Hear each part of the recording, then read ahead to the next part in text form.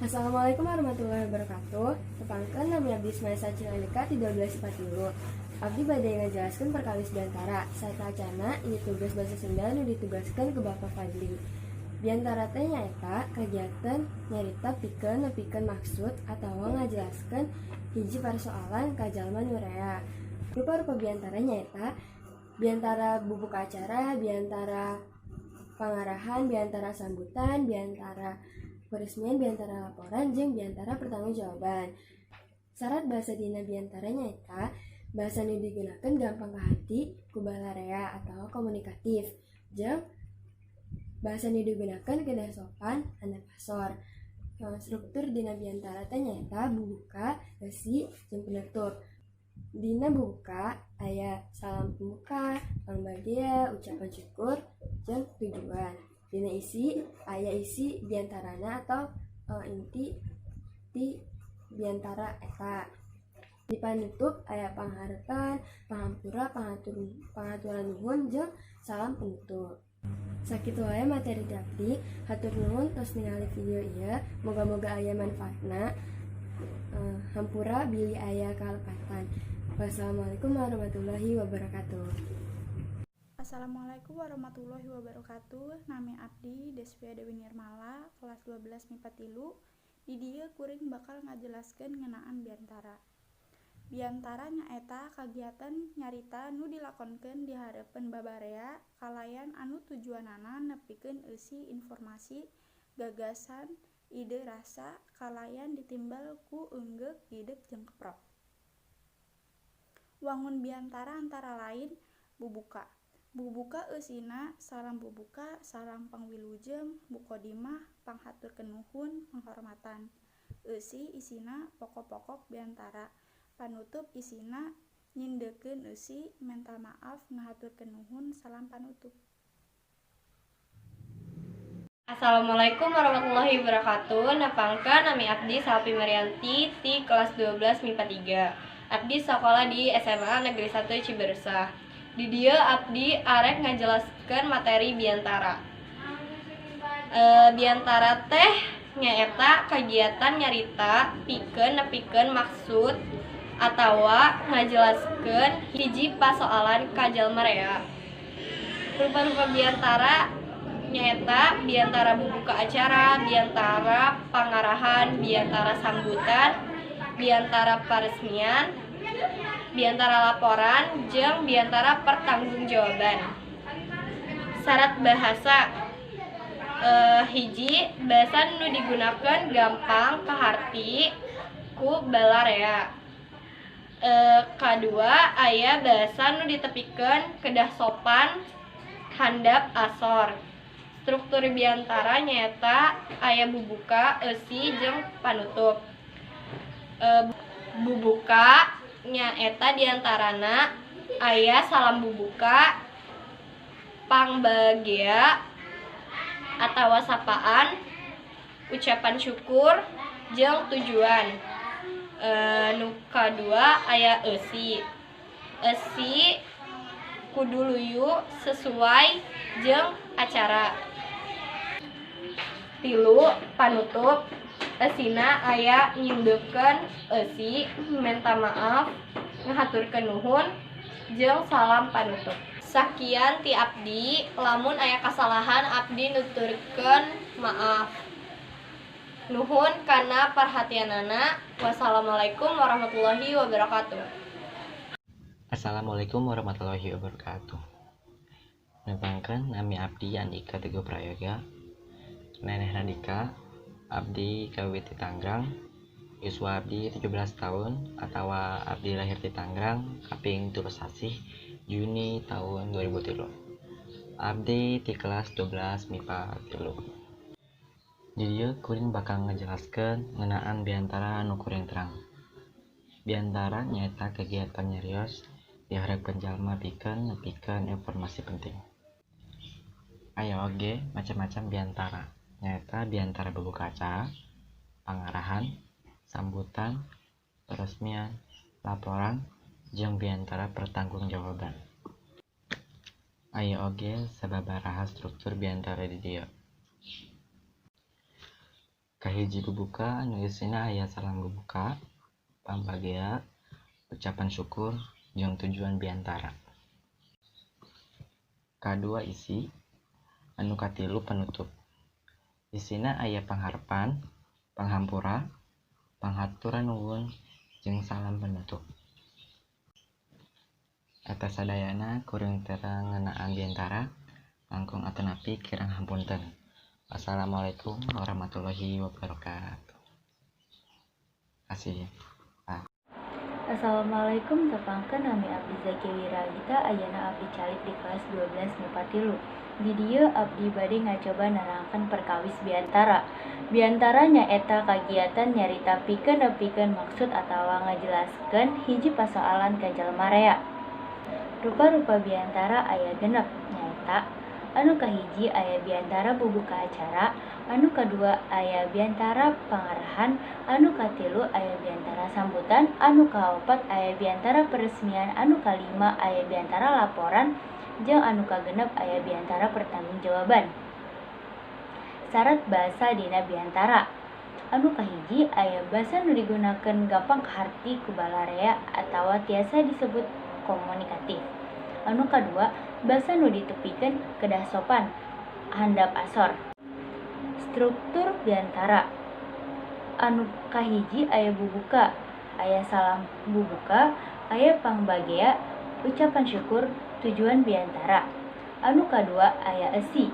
Esi biantara kudu luyu jeung acra. Anu katilu aya panutup. Aya pangharepan, panghampura, panghatur nuhun, jeung salam panutup. Eta sadayana ti abdi, hatur nuhun. Wassalamualaikum warahmatullahi wabarakatuh. Assalamualaikum warahmatullahi wabarakatuh. Dulur-dulur abdi nu dipika cinta, idinan sim abdi ngenalkan diri. Nami abdi Davarifa di kelas 12 MIPA 3. Bumi abdi di Perum Graha Bagasasi. Abdi medal di Bekasi kaping 26 Agustus tahun 2003. Kadieu kuring hoyong ngajelaskeun sakedik biantara. Biantara teh nyarita dihareupeun bola rea kalawan isi luyu jeung tujuan anu rek ditepikeun. Biantara ilaharna ngagunakeun basa hormat lantaran ngajennan hadirin anu ngabandungan biantara. Anu kaasup biantara teresmi contona biantara ulang tahun, riungan lembur, acara hiburan, jeung sabangsana. Ari anu kaasup biantara resmi contona biantara dina sidang, rapat upacara Agustusan, jeung upacara resmi sejenna. Metode atawa teknik biantara anu kudu dipika nyaho diantarana metode nalar atawa metode ngapalkeun nyaeta biantara anu ditalar luyu jeung teks nuges disusun samemehna. Tangtuna biantara teh ditalar atawa diapalkeun isi teksna. Nu kadua metode maca naskah nyaeta biantara anu ngagunakeun teks dina prakna. Biantara teh maca sakur nu aya dina teks. Metode yang ketilu, metode catatan inti biantara. Nyaeta biantara kalawan mawa catatan hal anu penting nu rek ditepikeun. Kaopat, metode langsung. Nyaeta biantara langsung tanpa nyiapkeun teks. Biasana dilakukan ku jalma nu geus parigel atawa ahli dina nepikeun biantara. Biantara teh boga struktur nu geus ilaharna, nyaeta diwangun ku bagian bubuka, esi, jeung penutup. Hiji, bagian bubuka, ngawengku salam bubuka mukadimah khusus pikeun muslim, salam panghormat ka hadirin, jeung ngaturkeun nuhun ka panata acara nu geus mere kesempatan. Nu kadua, bagian esi, ngadengerkeun maksud atawa tujuan biantara jeung nepikeun esi biantara. Tilu, bagian panutup, biasana ngawengku sanduk-sanduk, bisi rea kekecapan anu salah atawa teu merenah salila cacaritaan. Nyindirkeun isi biantara, dunga jeung mungkas biantara ku salam panutup. Assalamualaikum warahmatullahi wabarakatuh. Biantara. Biantara teh boga struktur nu geus ilaharna, nyaeta diwangun ku bagian bubuka, isi, jeung penutup. Hiji, bagian bubuka, ngawengku salam bubuka mukadimah khusus pikeun muslim, salam panghormat ka hadirin, jeung ngaturkeun nuhun ka panata acara nu geus mere kesempatan. Nu kadua, bagian isi, ngadengerkeun maksud atawa tujuan biantara jeung nepikeun isi biantara. Tilu bagian panutup biasana ngawangku sanduk-sanduk bisi rea kekecapan anu salah atawa teu merenah salila cacaritaan nyindirkeun eusi biantara dunga jeung mungkas biantara ku salam panutup. Assalamualaikum warahmatullahi wabarakatuh. Assalamualaikum warahmatullahi wabarakatuh. Punten, nepangkeun nami abdi Siti Najma Irananda.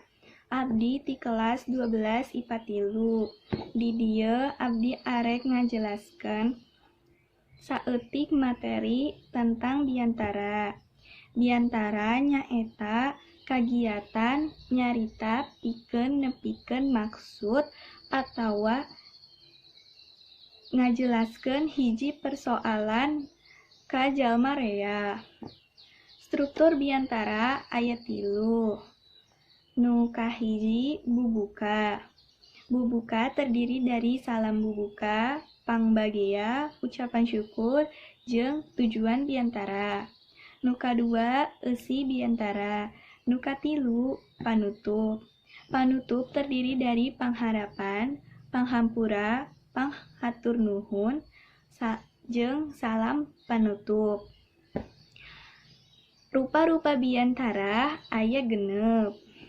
Nu kahiji biantara bubuka acara, kadua biantara pangarahan, nu katilu biantara sambutan, kaopat biantara peresmian, kalima biantara laporan, kagenep biantara pertanggungjawaban. Sekian, hatur nuhun.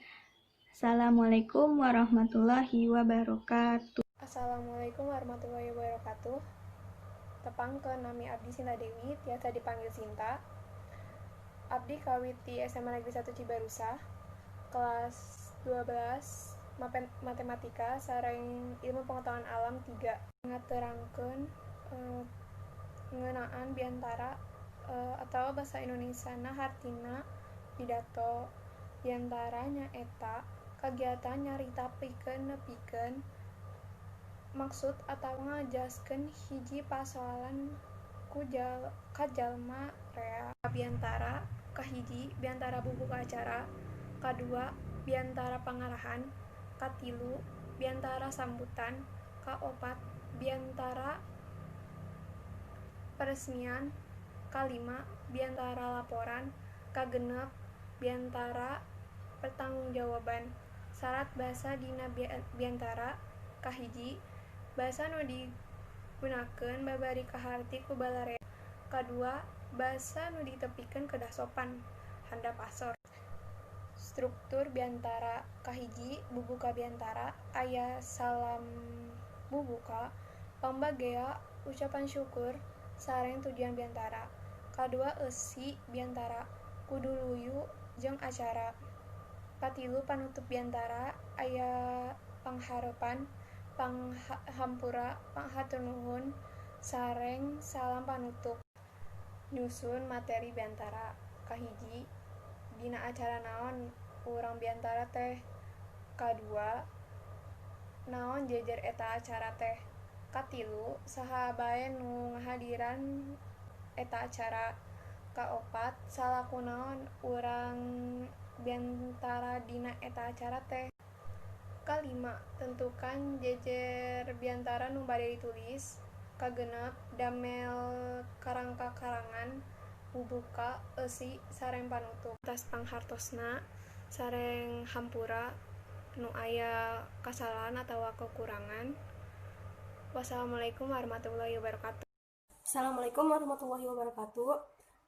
Nepangkeun nami abdi Syafina Hairunisa Izudin. Abdi ti kelas 12 MIPA 3. Dina video ieu abdi bakal ngajelaskeun ngeunaan biantara. Naon sih hartina biantara teh? Biantara nyaeta kagiatan nyarita pikeun nepikeun maksud atawa ngajelaskeun hiji pasoalan ka jalma rea. Rupa-rupa biantara nyaeta biantara bubuka acara, biantara pangarahan, biantara sambutan, jeung sajabana. Syarat bahasa dina biantara nyaeta hiji bahasa nu digunakeun gampang kaharti ku balarea. Dua, basa nu ditepikeun kedah sopan, handap, asor. Struktur biantara nyaeta bubuka, eusi, jeung panutup. Bubuka biantara teh aya salam bubuka, pangbagea, ucapan syukur, jeung tujuan biantara. Terus eusi biantara. Panutup biantara teh nyaeta aya panghareupan, panghampura, panghatur nuhun, jeung salam panutup. Rupina sakitu wae penjelasan ti abdi, mudah-mudahan aya mangpaatna. Hapunten bilih aya cariosan anu kirang merenah. Hatur nuhun. Wassalamualaikum warahmatullahi wabarakatuh. Assalamualaikum warahmatullahi wabarakatuh. Nepangkeun nami abdi Jingga Azahra di 12.43. Di video ieu abdi bakal ngajelaskeun tentang biantara. Biantara teh nyaeta nepikeun hiji kadalan atawa caritaan anu disusun merenah di hareupeun jelema loba dina suasana resmi atawa teu resmi. Rupa-rupa biantara: biantara bubuka acara, biantara pangarahan, biantara sambutan, biantara peresmian, biantara laporan, jeung biantara pertanggungjawaban. Struktur biantara nyaeta bubuka, eusi, jeung penutup. Syarat basa dina biantara nyaeta basa nu digunakeun gampang kaharti ku balarea. 2. Basa nu digunakeun kedah sopan. Assalamualaikum warahmatullahi wabarakatuh. Assalamualaikum warahmatullahi wabarakatuh. Nami abdi Dio Ivanka di kelas 12 MIPA 3. Di dia abdi bakal ngajelaskeun tentang biantara. Biantara teh nyaeta kagiatan nyarita nepikeun maksud atawa ngajelaskeun hiji persoalan ka jelema rea. Rupa-rupa biantara teh aya biantara bubuka, aya biantara pangarahan, aya biantara sambutan, biantara peresmian, biantara laporan, jeung biantara pertanggungjawaban. Syarat bahasa dina biantara teh ada 2. Nu hiji bahasa nu digunakeun gampang kaharti nu balarea. Nu kadua bahasa nu ditepikeun kedah sopan. Nah, struktur biantara teh aya 3, nu hiji bubuka, nu 2 eusi, nu 3 teh panutup. Eusi dari bubuka biantara teh aya salam pambuka, aya pangbagea, ada ucapan syukur, aya tujuan biantara. Nu eusi teh eusinya teh nya tujuan. Tujuan dibikinnya biantara eta. Nah, eusi panutup biantara teh aya punghareupan, punghampura, panghatur nuhun, jeung salam panutup. Sekian, wassalamualaikum warahmatullahi wabarakatuh. Jeung enjing nepangkeun nami abdi Ignatius Angel Yuswa abdi 17 tahun. Abdi sakola ti SMA Negeri 1 Cibarusah kelas 12 IPA 3. Di dieu aing ngarek ngejelaskeun tentang biantara. Naon sih biantara? Biantara nyaeta nepikeun hiji kedalan atawa caritaan anu disusun merenah di hareupeun jelema loba dina suasana resmi atawa teu resmi. Biantara aya tujuan atawa maksudna diantarana hiji mere informasi atawa pamahaman ka batur. 2. Mangaruhan batur sangkan daek milu kana kahayang anu nepikeun biantara. 3. Nyieun batur jadi gumbira. Langkah-langkah penting anu kudu dilakukan dina nyieun biantara nyaeta hiji usahakeun supaya milih topik anu urang apal, topik nu urang resep, jeung topik anu mata kataji hadirin. 2. Susun teks biantara jeung apalkeun isina. 3. Terapkeun unsur taman nyaeta tatak nyaritana, aktual temana, munel isina, alus bahasana, jeung ngandung wirahma. 4. Usahakeun supaya isi biantara teh ulah panjang teuing. Sakitu anu SIM abdi tiasa kadugikeun, sakurang saluwihna SIM abdi nyuhunkeun dihampura. Hatur nuhun parhatosan rerencangan sadayana. Assalamualaikum warahmatullahi wabarakatuh. Idingan SIM abdi ngenalakeun diri. Nami abdi Syahra Lutfianisa, abdi sekolah di SMA Negeri 1 Cibarusah, abdi medal di Jakarta 13 Januari tahun 2003. Yuswa abdi ayeuna 17 tahun, bumi abdi di Perumahan Mutiara Bekasi Jaya, hobdi abdi ngojay. Moto hirup abdi terus ngahontal impian anjeun tapi ema ka Allah Subhanahu wa taala dina tiap langkahna. Ayeuna abdi bakal ngejelasaken ngenaan biantara. Biantara teh nyaeta kegiatan nyaritapikeun napikeun maksud atawa ngejelasaken hiji persoalan ka jalma tea. Rupa-rupa biantara ada biantara bubuka acara, biantara pengarahan, biantara sambutan, biantara peresmian, biantara laporan, dan biantara pertanggungjawaban. Terus syarat bahasa dina biantara, bahasa nu digunakan gampang ka hati ku balarea, bahasa nu ditapikeun kedah sopan handap asor. Struktur biantara aya bubuka, isi, dan penutup. Eta sadayana kuring tiasa ngajelasaken. Wassalamualaikum warahmatullahi wabarakatuh. Assalamualaikum warahmatullahi wabarakatuh.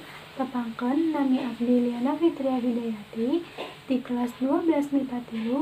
Abdi bade ngajelaskan perkawis biantara. Sarta acana ieu tugas basa Sunda anu ditugaskan ku Bapak Fadli Yazia. Wilujeng nyaksikeun.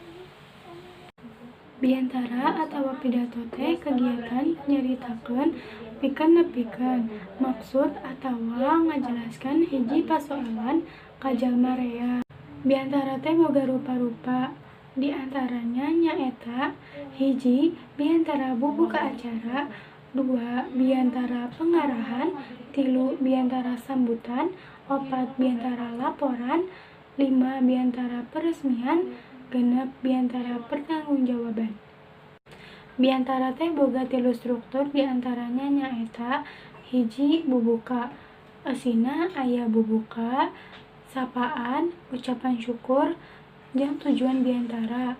2 eusina kudu luyu jeung akra.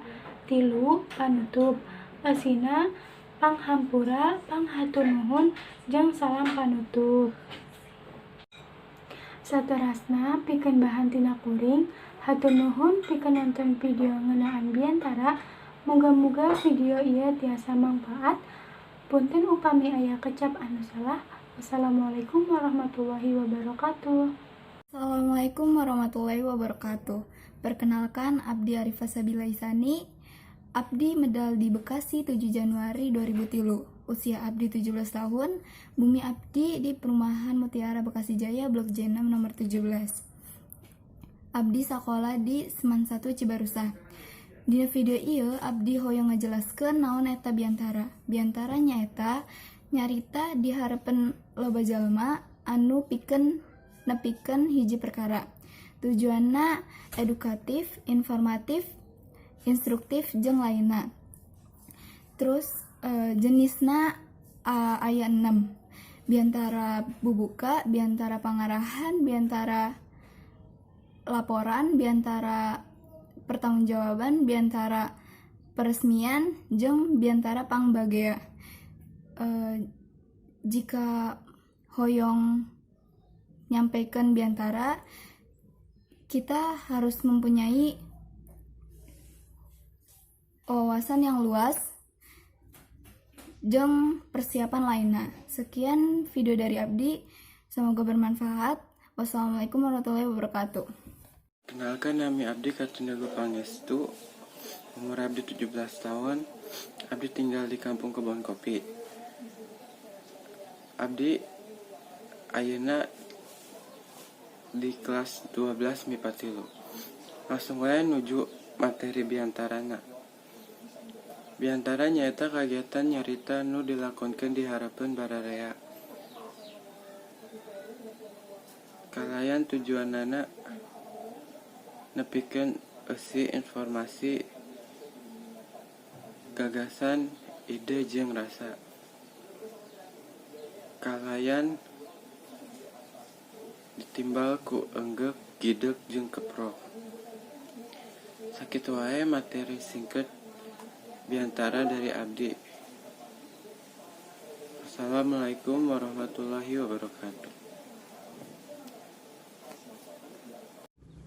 Assalamualaikum warahmatullahi wabarakatuh. Nama Abdi Putri Badaria Hafiz Farzia, kelas 12 MIPA 3. Biantara atau pidato teh nyaeta nepikeun hiji caritaan atau kedalan nu disusun marena di hareupeun jalma loba dina suasana resmi atau teu resmi. Tujuan beantara nyaeta mere informasi atau pemahaman ka batur. 2. Mangaruhan batur. 3. Nyieun batur jadi kumbira. Struktur biantara aya bubuka, eusi, jeung panutup. Sakian ti abdi. Wassalamualaikum warahmatullahi wabarakatuh. Assalamualaikum warahmatullahi wabarakatuh. Dulur-dulur abdi anu dipika cinta, idinan sim abdi ngenalkeun diri. Nami abdi Bima Aditya Fazaharia Anwar. Abdi medal di Jakarta kaping 17 April 2003. Isu abdi ayeuna 17 tahun. Bumi abdi di Perumahan Cibarusa Blok C11 nomor 26. Abdi sakola di Seman 1 Cibarusa. Dina video ieu abdi bakal ngajelaskeun saeutik materi biantara. 1. Pengertian biantara. Biantara teh nyaeta kagiatan nyarita pikeun maksud atawa ngajelaskeun hiji pasoalan ka jalma rea. 2. Rupa-rupa biantara. Antara lain nyaeta biantara bubukacara, biantara pangarahan, biantara sambutan, biantara peresmian, biantara laporan, biantara pertanggungjawaban. 3. Syarat bahasa dina biantara. Antara lain nyaeta basa nu digunakeun gampang kaharti ku balarea, basa nu ditepikeun kedah sopan handap asor. 4. Struktur biantara. Bubuka, salam bubuka, pangbagia, ucapan syukur, tujuan biantara. Eusi biantara kudu luyu jeung acara. Panutup, pangharepan, panghampura, panghatur nuhun, salam penutup. Itu tadi perkenalan dari saya dan sedikit materi biantara dari saya. Wassalamualaikum warahmatullahi wabarakatuh.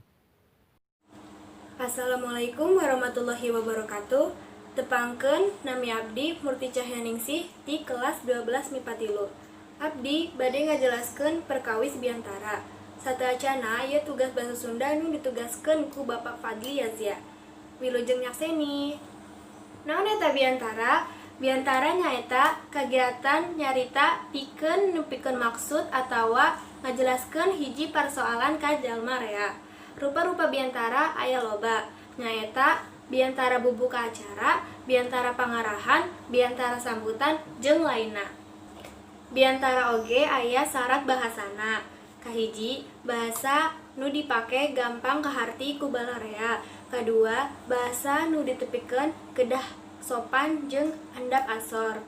Dina nyusun biantara kudu aya strukturna. Struktur biantara aya 3, nyaeta bubuka, eusi, panutup. Dina bubuka aya salam bubuka, panggabea, ucapan syukur, jeung tujuan. Dina eusi kudu luyu jeung acara. Dina panutup aya pangharepan, panghampura, panghatur nuhun, jeung salam panutup. Sakitu wae materi ti abdi. Hatur nuhun tos ningali video ieu. Moga-moga aya mangpaatna. Hampura bilih aya kalepatan ti sim abdi. Wassalamualaikum warahmatullahi wabarakatuh. Assalamualaikum warahmatullahi wabarakatuh. Tepangkeun nami abdi Siti Naila Dwi Amanda di kelas 12 MIPA 3. Abdi bade ngajelaskeun perkawis biantara. Sateacana ieu tugas basa Sunda anu ditugaskeun ku Bapak Fadli. Biantara nyaeta kagiatan nyarita pikeun maksud atawa ngajelaskeun hiji pasoalan ka jalma rea. Rupa-rupa biantara aya 6, nyaeta 1. Biantara bubuka acara. 2. Biantara pangarahan. 3.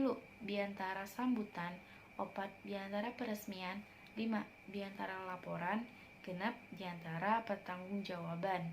Bahasa anu digunakeun gampang kaharti ku balarea atawa komunikatif serta ditepikeun kedah sopan handap asor. Struktur biantara aya 3.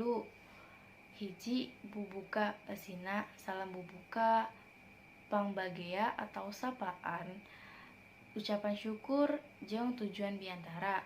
2. Esina kudu luyu jeung acra. 3. Panutup esina pangharapan atau harapan, panghatur nuhun atau ucapan terima kasih, panghampura atau permohonan maaf, jeung salam panutup. Saterasna pikeun bahan tina kuring, hatur nuhun pikeun nonton video ngeunaan eta, moga-moga aya mangpaatna. Punten upami aya kecap anu salah. Wassalamualaikum warahmatullahi wabarakatuh. Assalamualaikum warahmatullahi wabarakatuh. Tembangkeun nami abdi Yusfania Miranda. Ayeuna abdi calik di kelas 12 MIPA 3. Sakumaha parantos di gawean ku guru basa Sunda Bapak Fadli, abdi bakal ngajelaskeun perkawis biantara. Naon sih biantara teh? Biantara teh nyaeta kegiatan nyarita pikeun nepikeun maksud atawa ngajelaskeun hiji persoalan ka jalma rea. Aya oge rupa-rupa biantara, nyaeta biantara bubuka acara, biantara pangarahan, biantara peresmian, biantara sambutan, biantara lamporan sareng biantara pertanggungjawaban. Selain eta, biantara oge gaduh syarat bahasana. Nu kahiji, bahasa nu digunakeun gampang kaharti ku balarea. Nu kadua, bahasa nu ditepikeun kedah sopan handap ansor. Struktur biantara nyaeta bubuka, eusi, sareng penutup.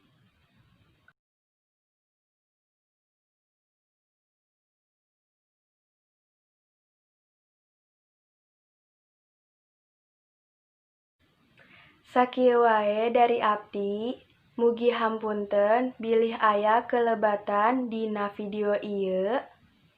Hatur nuhun. Wassalamualaikum warahmatullahi wabarakatuh. Assalamualaikum warahmatullahi wabarakatuh. Sampurasun. Idinan sim abdi ngenalkeun diri. Nama abdi Erika Nusrati Jirnia. 12 MIPA 3. Abdi medal di Jakarta kaping 22 November 2003. Yuswa abdi ayeuna 17 tahun. Bumi abdi di Jalan Asoka Blok AD4 nomor 28. Hobi abdi maca, gambar, ngalukis sareng ngojay. Moto hidup abdi tinimbang milarian jalma anu pangsaena, langkung sae janten jalma anu pangsaena. Kuring nuju ka SMA hiji Cibarusah. Kuring cekap cukup pikeun perkenalan. Salajengna kuring bakal ngabahas sakedik perkawis biantara. Biantara teh nyarita diharapkeun balarea. Kalawan eusina luyu jeung tujuan anu rek ditepikeun. Biantara ilaharna ngagunakeun bahasa hormat lantaran ngajenan hadirin anu ngabandungan biantara. Anu kaasup biantara teresmi contohna biantara ulang tahun, riungan lembur, acara hiburan, jeung sabangsana. Ari anu kaasup biantara resmi contohna biantara dina sidang, rapat, upacara Agustusan, jeung acara resmi sejenak. Metode atawa teknik biantara anu kudu dipikae nyaho diantarana: hiji, metode nalar, 2. metode maca naskah, Tilu metode catetan ini biantara. 4 metode langsung. Biantara teh boga struktur nuges ilahar nyaeta diwangun ku bagian bubuka esi jeung penutup. Hiji bagian bubuka. 2 bagian esi. 3 bagian penutup. Nahan padika nyusun biantara leuh handap padika atawa lengkah-lengkah nyusun teks biantara. Hiji jejerna aktual. 2 rangkaina wewek. 3 esina mundel. 4 basana HD. Jauh teuing ti kuring. Hatur nuhun. Assalamualaikum warahmatullahi wabarakatuh. Assalamualaikum warahmatullahi wabarakatuh. Abdi Siti Aulia Fadilah Ratu Nyaman di kelas 12 MIPA 3. Abdi hayang ngajelaskeun sakedik ngeunaan biantara. Anu dimaksud ku biantara atau pidato teh nyaeta nepikeun hiji caritaan atawa kedalan anu disusun merenah di hadapan jalma loba, boh dina suasana anu resmi, boh dina suasana anu teu resmi. Biantara miboga sawatara tujuan atawa maksud.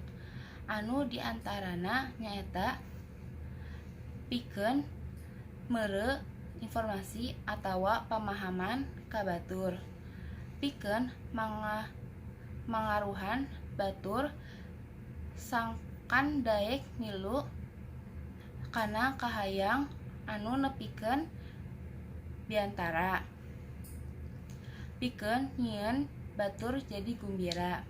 Struktur tina hiji biantara umumna nyaeta salam bubuka biantara, esi biantara, panutup biantara, jeung salam panutup biantara.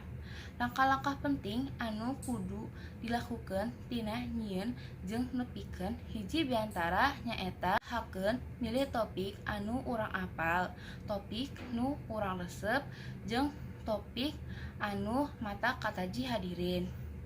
Susun teks biantara jeung apalkeun esina. Terapkeun unsur taman nyaeta tatak nyaritana, aktual temana, munel esina, alus basana, jeung ngandung wirahma. Usahakeun supaya esi biantara teh ulah panjang teuing. Watur nuhun sadayana. Wassalamualaikum warahmatullahi wabarakatuh. Assalamualaikum warahmatullahi wabarakatuh. Tepangkeun nami abdi adalah Berliana di kelas 12 IPA 3. Abdi bade ngajelaskeun perkawis biantara. Sataacana ieu mangrupakeun tugas basa Sunda nu ditugaskeun ku Bapak Fadli. Biantara nyaeta kagiatan nyarita pikeun nepikeun maksud atawa ngajelaskeun hiji pasoalan ke jalma nu rea. Rupa-rupa biantara aya genep.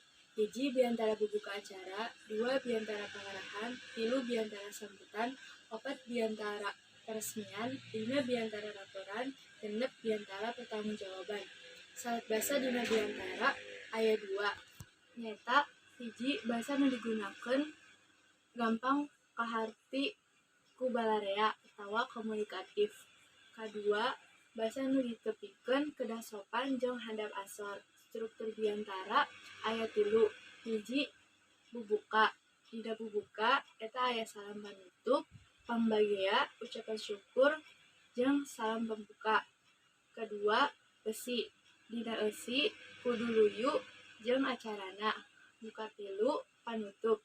Dina panutup aya pangharepan, panghampura, panghatur nuhun, jeung salam panutup. Sakitu wae materi ti abdi. Hampura bilih aya kasalahan atau kalepatan ti SIM abdi. Hatur nuhun tos nonton video ieu, moga-moga aya mangpaatna. Wassalamualaikum warahmatullahi wabarakatuh. Tepangkeun nama abdi Koleta Maria Villa Isabel Bubun ti kelas 12 MIPA 3. Di dieu abdi bade ngajelaskeun perkawis biantara. Sataacana ieu tugas basa Sunda nu ditugaskeun ku Bapak Fadli. Biantara teh nyaeta kagiatan nyarita pikeun nepikeun maksud atawa hiji pasoalan ka jalma rea. Rupa-rupa biantara aya 6 macam nyaeta biantara bubuka, biantara pangarahan, biantara peresmian, biantara laporan, biantara sambutan, jeung biantara pertanggungjawaban. Basa nu digunakeun di biantara kedah komunikatif atawa kaharti ku balarea serta ditepikeun kedah sopan handap ansor. Struktur biantara aya 3 macam nyaeta bubuka, eusi, jeung panutup. Dina bubuka aya salam bubuka, pangbagea, ucapan syukur, sareng tujuan biantara. Eusi biantara kudu luyu jeung acara. Dina panutup aya pangharapan, panghampura, panghaturan nuhun, sareng salam panutup. Sakieu wae dari abdi. Hatur nuhun. Assalamualaikum warahmatullahi wabarakatuh. Perkenalkan, nami abdi Akbar Alamsyah. Tempat kalahiran di Jakarta 18 Juni 2003. Hobi abdi main bulu tangkis. Alamat abdi di Perumahan Puri Pesaga Indah Blok X 23. Abdi akan ngejelaskeun ngeunga biantara. Biantara nyaeta kagiatan nyarita nu dilakukeun di hareupeun bararea kalayan anu tujuanna ngepikeun eusi informasi, gagasan, ide maupun rasa. Tujuan biantara aya 4, mimitina informatif, kadua persuasif jeung instruktif, katilu edukatif, kaopat entertain. Metode biantara aya 4, mimitina metode improtu, kadua ngapalkeun, katilu naskah, kaopat esteporan. Dunga biantara aya 3, nyaeta pikeun ngepikeun rupangi kapantingan atau masuk, ngajrokeun ajeng diri, jadi puser pangikeun masyarakat dihormat jeung dihargaan. Abdi bage ngajelaskeun wangun biantara. Wangun biantara aya 3, nyaeta bubuka, eusi, panutup. Bubuka ada salam pembuka, salam pawilunjeng, mukadimah, ngahangkukeun nuhun, panghormatan. Eusi pokok-pokok biantara. Panutup aya ngigepkeun eusi, menta maaf, ngahangkukeun nuhun, salam panutup. Hampura lamun aya kasalahan. Wassalamualaikum warahmatullahi wabarakatuh. Assalamualaikum warahmatullahi wabarakatuh. Tempangkeun nami abdi Muhammad Muklis Dalimun teh ti kelas 12 MIPA 3. Di dieu kuring bakal ngajelaskeun materi ngeunaan biantara. Biantara nyaeta kagiatan nyarita nu dilakonkeun di hareupan bararea kalayan anu tujuanana nepikeun eusi informasi, gagasan, ide, rasa, kalayan ditimbal ku unggek, gideg, jeung keprok. Wangun biantara aya 3, nyaeta bubuka, eusi, jeung panutup. Pertama aya bubuka. Bubuka eusina aya salam bubuka, salam pingwilujeng, mukodimah, ngaturkeun nuhun, jeung panghormatan. Kadua aya eusi, nyaeta pokok-pokok biantara. Katilu aya panutup, nyaeta eusina aya nyendikeun eusi, menta maaf, ngaturkeun nuhun jeung salam penutup. Sakitu ti sim kuring. Wassalamualaikum warahmatullahi wabarakatuh. Assalamualaikum warahmatullahi wabarakatuh. Idinan sim abdi ngenalkan diri. Nami abdi Rega Raik Setiawan, kelas 12 MIPA 3. Abdi medal di Bekasi, Kaping 18 Mei 2003. Yuswa abdi ayeuna 17 tahun. Abdi asli Kawiti Cibarusah. Hobi abdi gitaran. Abdi hayang ngajelaskeun saletik ngeunaan biantara. Biantara nyaeta kagiatan nyarita nu dilakonkeun di hareupan bararea kalayan anu tujuanana nepikeun eusi informasi, gagasan, ide jeung rasa. Tujuan biantara nu kahiji informatif, nu kadua persuasif jeung instruktif, nu katilu edukatif. Metode biantara nu kahiji metode impromptu, nu kadua metode ngapalkeun, nu katilu metode naskah, nu kaopat metode ekstemporean. Guna biantara nu kahiji pikeun nepikeun rupaning kapentingan, nu kadua ngaronjatkeun ajen diri, nu katilu jadi puseur paniten masyarakat, dihormat jeung dihargaan. Abdi bade ngejelaskeun wangun biantara. Nah, wangun biantara nu kahiji aya nu bubuka. Bubuka teh aya salam bubuka, salam pangwilujeng, mukodimah, ngahaturkeun nuhun jeung panghormatan.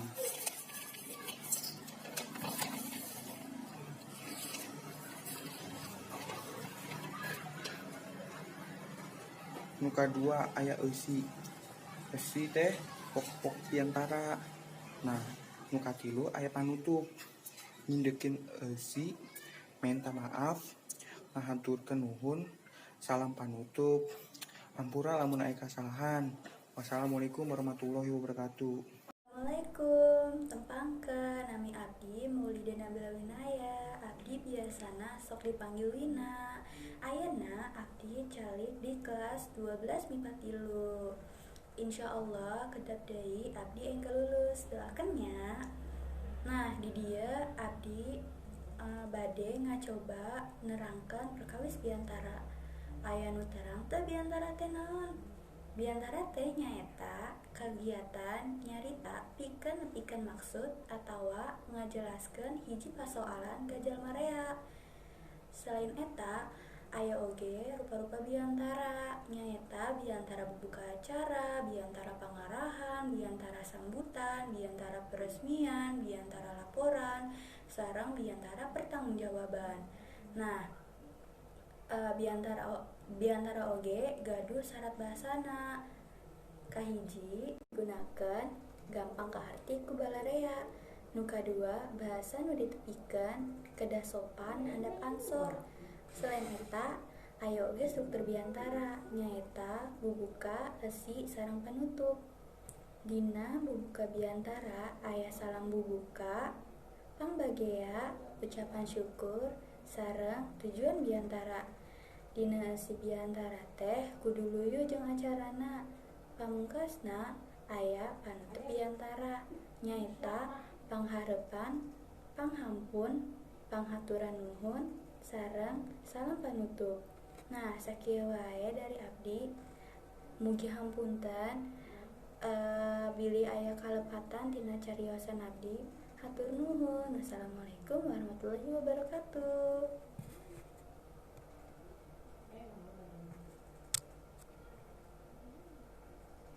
Assalamualaikum warahmatullahi wabarakatuh. Perkenalkan nami abdi Muhammad Arsirandan di kelas 12 MIPA 3. Di dieu kuring bakal ngejelaskeun ngeunaan biantara. Biantara nyaeta kagiatan nyarita nu dilakonkeun di hareupeun bararea kalayan anu tujuanana nepikeun eusi, informasi, gagasan, ide, rasa kalayan ditibal ku enggek, kidak jeung geprok. Wangun biantara antara lain hiji salam bubuka, eusina salam bubuka, salam pangwilujeng, mukodina ngaturkeun nuhun, panghormatan. Eusi isina pokok-pokok biantara, panutup isina nyindekeun eusi, Minta maaf, ngaturkeun nuhun. Salam penutup. Sakitu ti sim kuring. Mohon maaf bila aya salah kata. Wassalamualaikum warahmatullahi wabarakatuh. Assalamualaikum warahmatullahi wabarakatuh. Sampurasun dulur abdi sadayana. Anu dipika cinta, nami abdi Dava Rivaldi, abdi medal ti Bekasi. Keping 17 Maret 2003. Yuswa abdi ayeuna 17 tahun. Ayeuna abdi rek nerangkeun biantara. Biantara atawa pidato nyaeta nepikeun hiji kadalan anu cerita anu disusun merenah di hareupeun loba jelema dina acara resmi maupun teresmi. Sakitu wae ti abdi, kurang lebihna mohon maaf. Wassalamualaikum warahmatullahi wabarakatuh. Assalamualaikum warahmatullahi wabarakatuh. Sampurasun. Nepangkeun nami abdi Lela Septiani Putri. Abdi biasa dipanggil Lela. Di kelas 12 MIPA 3. Sekolah asup di SMA Negeri Hiji Cibarusah. Bumi abdi di Perum Geraha Balisasi. Karasep abdi ngagambar. Abdi bakal ngajelaskeun sakedap ngeunaan biantara. Biantara nyaeta kagiatan nyarita nu dilakukan diharapkeun bararea kalayan anu tujuanana napikeun eusi informasi gagasan ide rasa kalayan ditimbal ku unggek gideg jeung keprok. Wangun biantara nyaeta hiji bubuka. Di wangunku salam bubuka, salam pangwilujeng, bukodimah, ngahaturkeun nuhun, panghormatan. 2. Ilsi, ngandung pokok-pokok biantara. 3. Panutup. Di wangunku nginjekeun isi, minta maaf, ngahaturkeun nuhun, salam penutup. Eta sadayana ti abdi, hatur nuhun. Assalamualaikum warahmatullahi wabarakatuh. Assalamualaikum. Biliwijeng enjing sadayana, kenalkeun nama abdi teh Adib Zaki, 17 tahun, tinggalna di Mega. Hobina main bola, main futsal, jeung main badminton.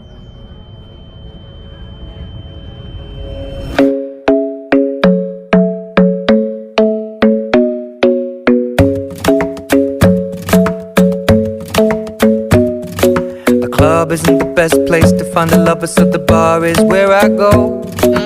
Me and my friends at the table doing shots, tripping fast, and then we talk slow. And you come over and start up a conversation with just me, and trust me, I'll give it a chance. Now take my hand, stop it, and the man on the jukebox, and then we start to dance. And now I'm singing like, girl, you know I want your love. Your love was handmade for somebody like me. Come on now, follow my lead.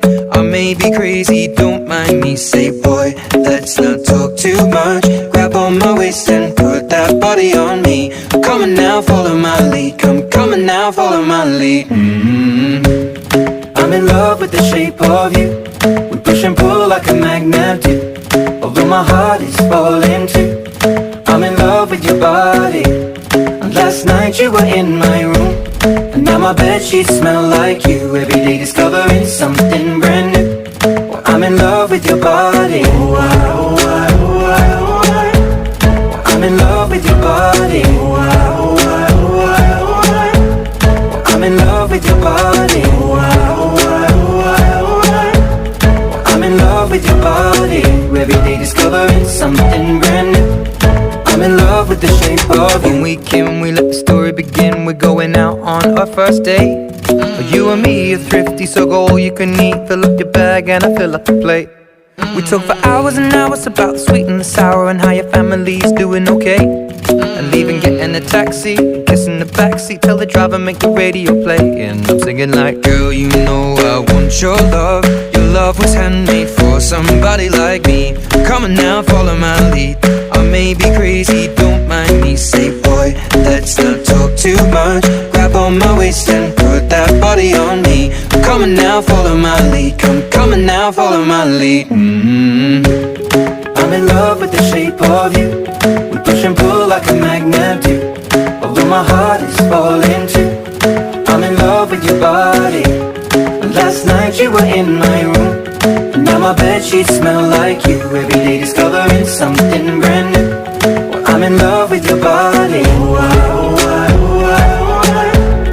I'm in love with your body. I'm in love with your body. I'm in love with your body. Every day discovering something brand new. I'm in love with the shape of you. Come on, be my baby, come on. Come on, be my baby, come on. Come on, be my baby, come on. Come on, be my baby, come on. Come on, be my baby, come on.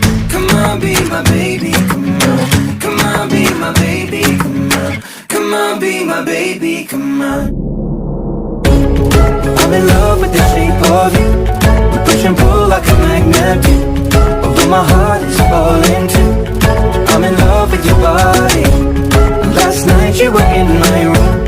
Now my bedsheets smell like you. Every day discovering something brand new. I'm in love with your body. Come